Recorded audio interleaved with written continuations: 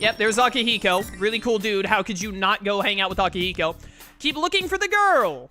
No, bad Chie. I need to focus on teddy cuts over steak cuts right now.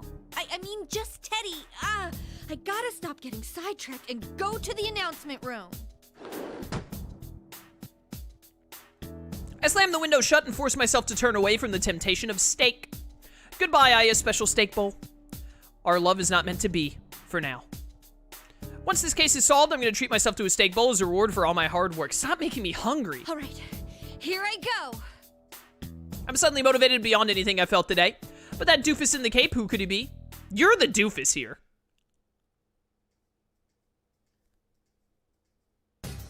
The announcement room should be on the 3rd floor of the classroom building, but I somehow end up on the 1st floor of the practice building by the music room. How did I go downstairs when I was trying to go up? This is all because of those stupid invisible walls.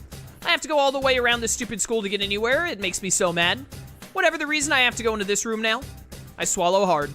I bet there's another one of those monitors in there and another fight waiting for me. My next opponent should be Yukiko. While I was running around, I had calmed down and I've come to a realization. I've been forced to fight Yukun and Yosuke. I came to the TV world with one more person. No use worrying about it. I know that she'll be under the enemy's control when we see each other. If we don't fight, I'll never be able to look Yukun and Yosuke in the face again. They trusted me with solving this case.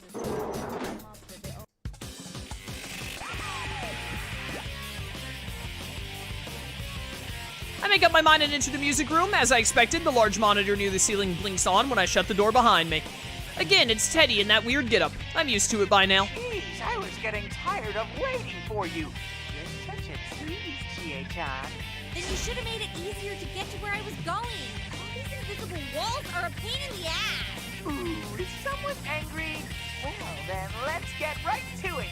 Bring out the next challenger! I calm myself down while the smoke fills the room. Part of me hopes that it isn't her, but another part knows that there's no one else it could be. I already know what's going to happen. When the smoke clears, sure enough, it was the person I most expected to see. Yukiko, I finally found you, Chie. This all happened so suddenly that I was getting nervous. That's right, my best friend, Yukiko, was there. She looks alright, like Yukun and Yosuke both did, but... I was so worried and scared without you. I couldn't even go another step. I can't do anything without you, Chie. Please, Chie, protect me. Well, of course I'll protect you. Her voice is calm, and she's not attacking me like I expected her to. But while the boys had said mean things right to my face, I sense that she's going to try something nastier. Bleh. I don't know how to explain it, but this isn't right. Yukiko smiles kindly like she usually does and continues on. Oh, it's so good to know that. I knew I could count on you. After all, you want me to keep depending on you, right? So you can feel superior.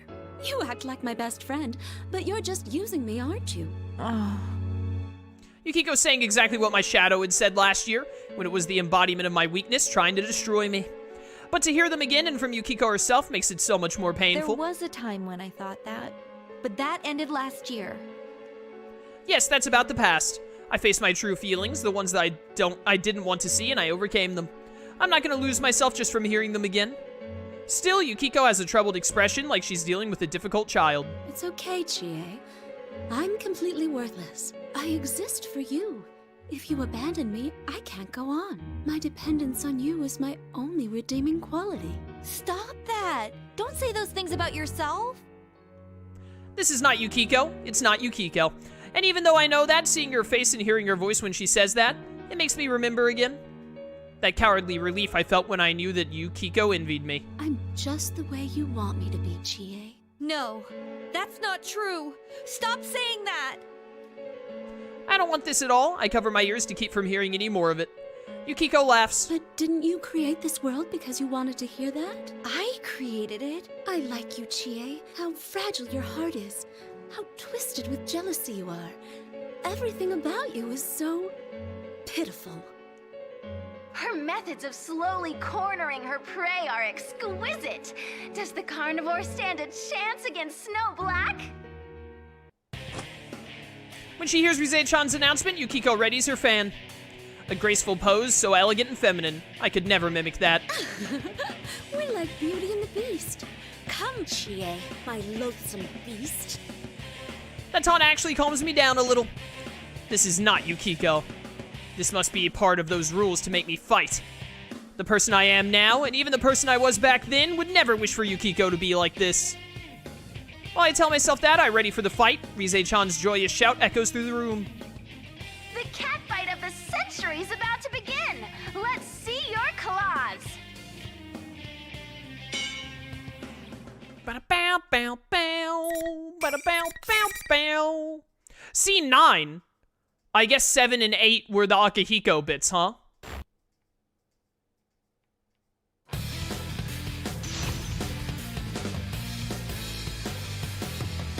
Here we go. Final. Fight!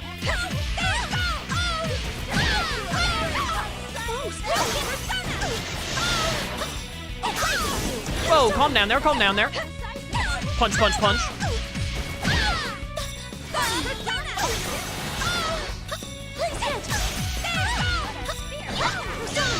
Dang it. I want to get like one perfect in this playthrough. And I was thinking like Chie's really fast and strong attacks. I might be able to pull it off with her. Time to die.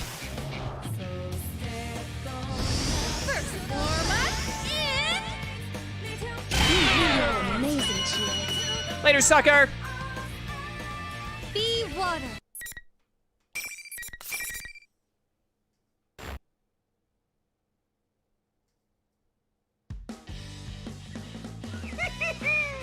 That was such a beautiful fight! Very satisfying to watch, Chie-chan. Keep striving to become the strongest.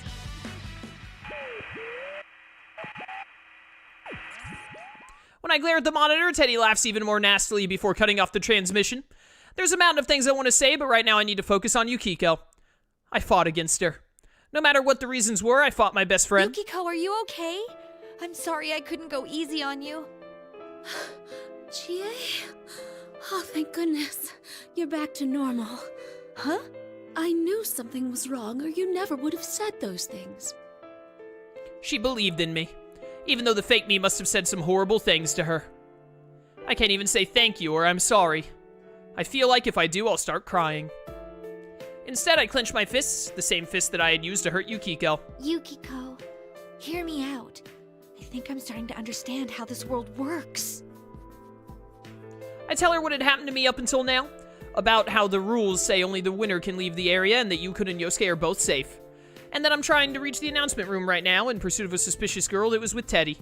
Girl lying about being the student council president? That does sound suspicious. There's no way anyone would make an honest mistake like that. If she's lying, it means she knows this isn't the real world. So I have to think she's related to all this somehow. But then, why did she bring us here? Huh?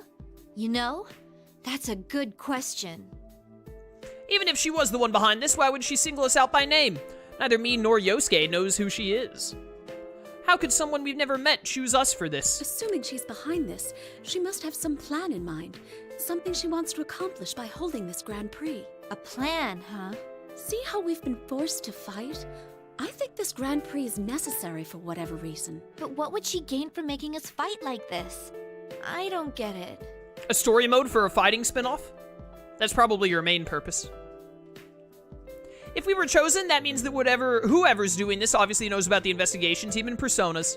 But we solved the case, so why now? Don't tell me, is it revenge? Even then, this seems a little too roundabout. Yet what if Labris is like Adachi's daughter trying to get revenge for her dad who was put in prison by the big bad investigation team? Oh, that reminds me. There was someone else who seemed really weird. He had this red cape on, and he looked super suspicious. He's the nicest guy I've ever met. You stop bad-mouthing him.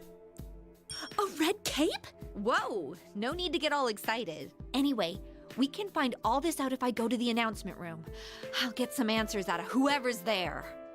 Wait a minute, Yukiko's not gonna elaborate on being like a red cape? She just hears the color red and she gets excited? I have a feeling you will. I wish I could go with you, but I'll be waiting for you here. I'm sure you'll be fine, Chie. I believe in you. Good luck. I believe in you. Just hearing her say that makes my heart swell with emotion. Yukiko's eyes are calm and just looking at her encourages me. Well, now I fought all my friends that I had entered the TV with. All that's left now is to head to the announcement room. I tighten my fists. I don't know who's doing it, but if there's someone out there who gets his kicks by breaking up friendships, I'll never let him get away with it. I will find him, and I'll put my footprints all over his stupid face.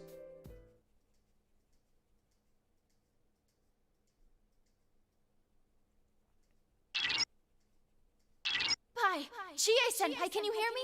Senpai! Rise-chan? Is this the real one? This isn't over the PA system. This voice is echoing directly in my mind. There's only one thing this could be. It's Rise-chan's persona, or you've finally gone insane. I'm so glad.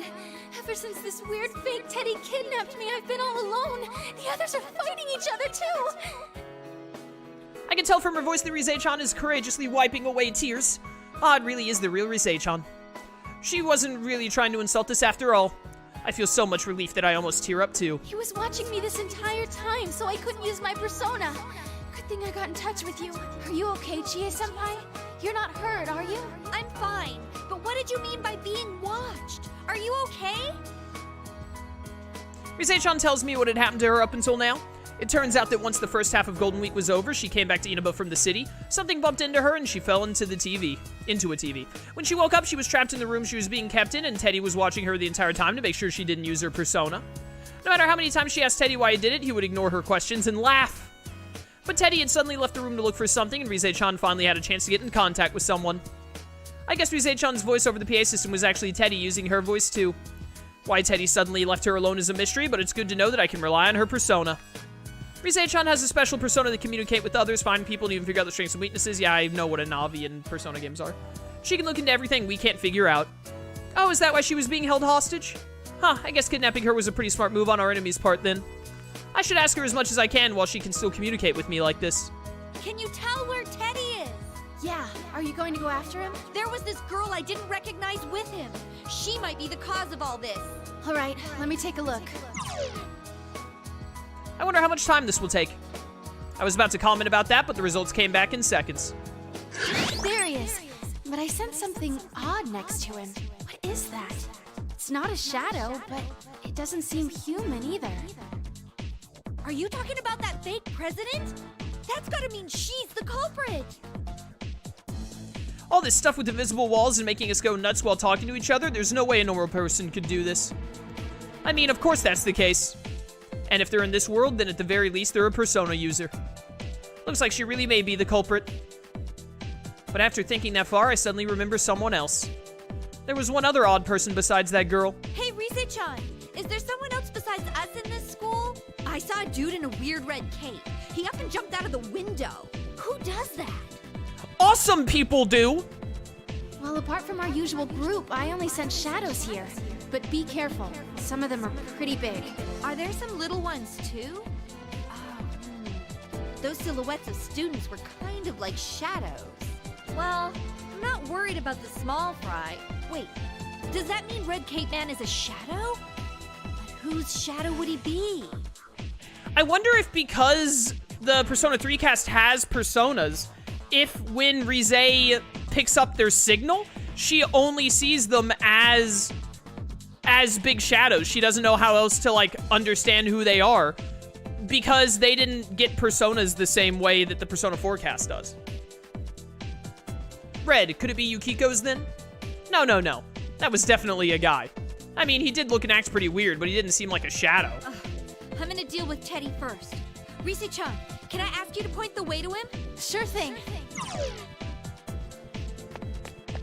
I follow Rise-chan's navigation and begin running. Navigation? Navigation? Words. Ah! just like almost choked on my own spit for a second there. I need a drink of water. Dude, there's too much talking in this story mode. Too much of me having to talk in this story mode. It seems that she can see where the invisible walls are. How convenient. Thanks to her, I was able to find the room I needed without running into any more of them. Good work, Rise-chan. Is this it? Well then, here I go. Oh man, now I got a frog in my throat. It sucks. Rise-chan, try to get in touch with the others. They're probably worried since they don't know what's going on. Okay, will do. Good luck in there, Chie-senpai. Thanks! I give her a quick salute even though she isn't really here with me. But I hear her giggle. I guess she can see me anyway.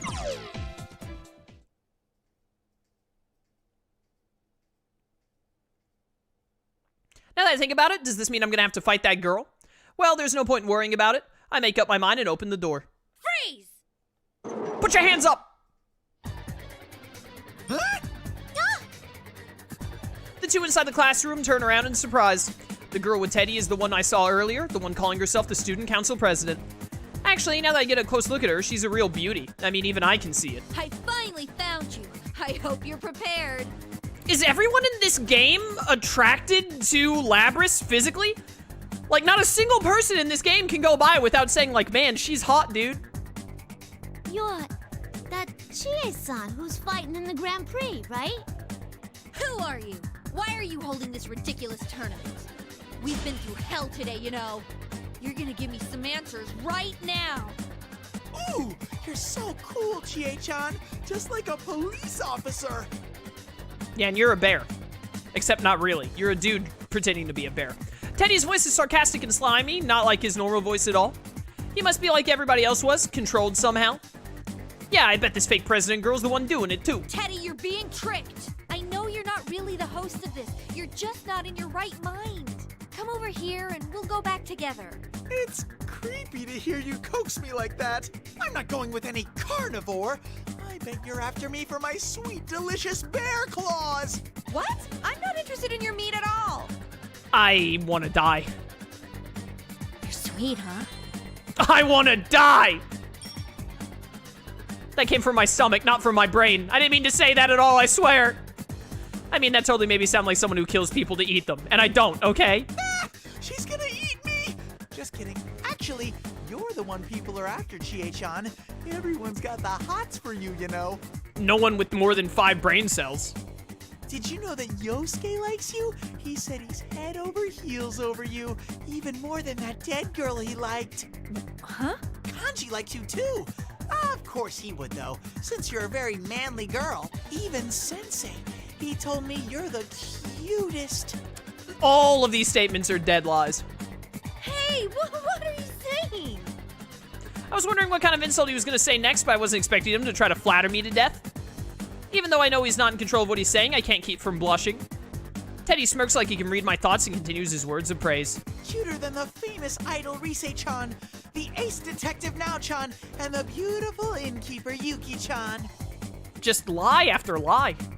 You're the cutest of them all. Everyone said so. Nope. Did you know you even have a fan club at school? A bunch of morons. Stop making stuff up. Chie-chan, you're blushing. You look so happy. There's no way that could ever be true, though. I get it now. Instead of a direct insult, he was trying to build my hopes up and then pull the rug out from under me. I knew he was gonna try that, but it still hurts. Yo, what is Labris doing during all this? Whether he can see my anger or not, Teddy looks at me with pity and frowns. Our group is full of unusual people who are all so pretty. You're the only normal one of us with nothing special about you at all. But I think it's okay to be normal. It's like you know your place in life. You shouldn't dream of being extraordinary. You're just gonna be mediocre for the rest of your life. So Teddy. I've never wanted to be like that. I might not have amazing skills like everyone else, but I'm happy with the way I am. If nothing else, you can kick people over 487 miles. Dude, stream's gotta end soon. My voice trembles when I reply. Why? I'm not lying, so why is it trembling? That makes me sound like I don't believe it. Teddy senses my agitation and smirks even harder. How do you smirk harder?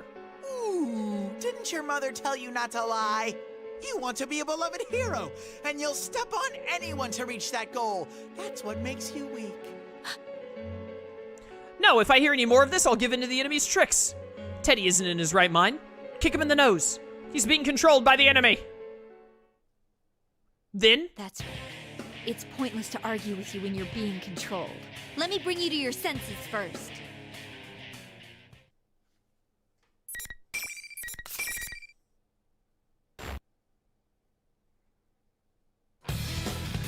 Here we go.